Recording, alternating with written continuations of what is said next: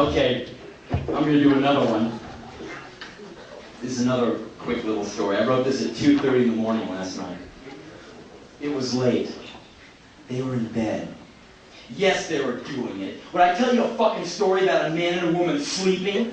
Oh, wouldn't that be a real killer? They lay there. They breathed in. They breathed out. They did this until morning. No, that would be too crappy. Remember the white guy in 48 Hours? He had this one line in there where he says he could be at home giving her the high, hard one. And that always struck me as kind of gross. But that's kind of what this guy was doing with this girl.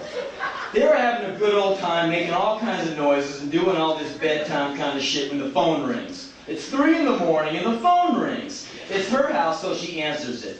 Think about that. He's on top of her and she reaches over and picks up the phone. How the hell would you like to be that guy? You're all hot and bothered and all of a sudden you're in this frozen push-up position trying to act casual.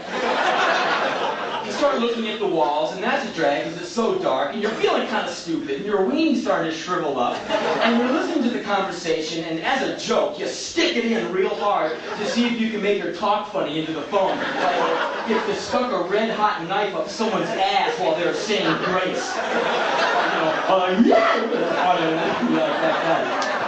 So you do it, she puts her hand on the phone and makes a mean face, and you do some kind of, shucks, can't your call wait until the morning, dear, kind of look. But it comes out looking like, get the fuck off the phone, you slave to my wiener, I'll have you now.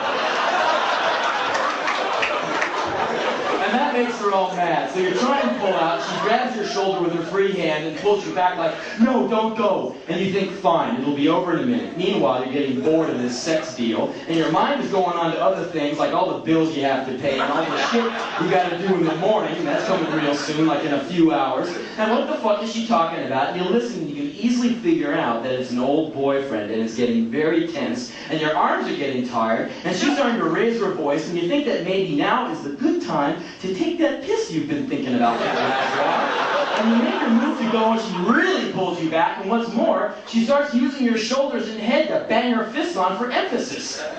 She starts to cry. Your boner's really going away now. There's not a goddamn thing you can do about it. With a tiny little boop, it falls out into the side.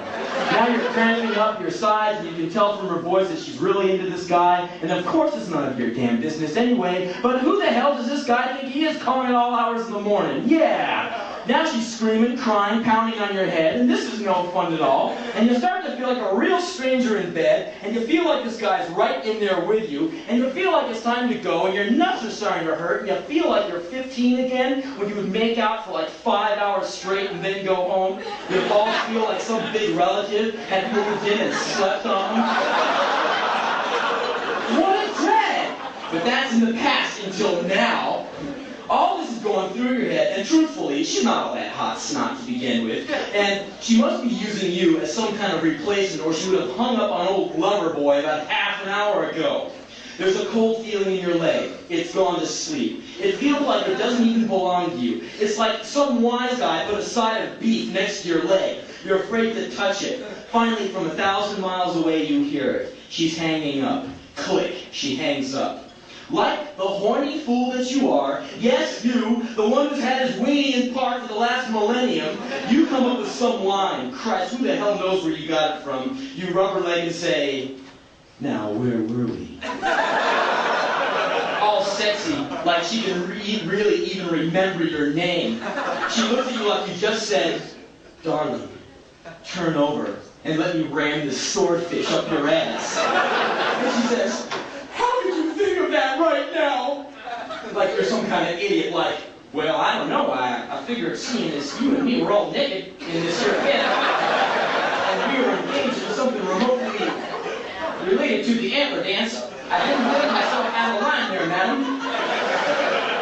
Well, anyway, it takes a while, but soon enough you're back to pretty much the same thing you were doing a few hours ago, except now it's kind of different. It's like you're in this amusement park waiting on the ride for a long time, and you've been looking at it, and you can see how it works, and sure it'll be fun to get on, but there ain't a goddamn second of it that you don't know everything about, and it's getting old real fast. But still, you'll do it just to say that you did it. You're seconds away from the fireworks, and your eyes are shut tight, and you're saying all that silly shit. Oh God, baby, Jesus, mother, holy shit, mother, my God, I think I'm gonna, yeah, hi, yeah, and the phone rings again. So close. Anyway, there you are again, looking all crazy, you feel like a real shit deal now, and there's this long talk, and your testes are asking you what the hell they've done to you in the last couple of decades to deserve this cruel and unusual punishment. She hangs up, looks at you, and says, "He's coming over, you'll have to leave, I'm sorry."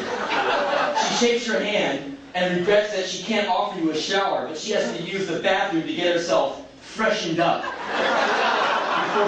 before he gets there. She gets up and starts changing the sheets, and you say, "Why the hell are you bothering? Nothing happened to him." And she says that Walter is allergic to this kind of cloth. And you say goodbye, and you put your clothes on, and you show yourself out. You go out the front door and close it. You look up and down the hall. It's empty. It's 5 in the morning, for Christ's sake. You do something that will make this an affair to remember. You pull out your aching wiener, and you beat off all over the floor in front of the door. Fun!